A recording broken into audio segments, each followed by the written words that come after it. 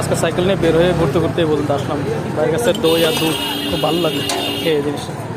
আর এই 2 সাইকেল এখানে রয়েছে। আর রেলগেট এটা সায়দাবাদ পড়ছে সম্ভবত। গোপীবাগ ও গোপীবাগ এই জায়গার নাম।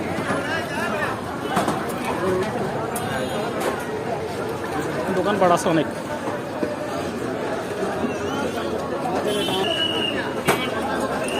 দুধ নিলাম 1 গ্লাস।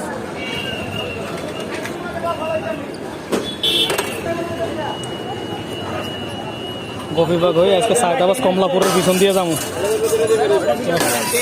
এখন ট্রেন আসবে এখান থেকে।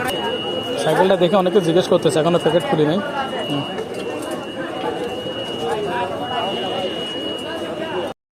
ট্রেন চলে আসলো।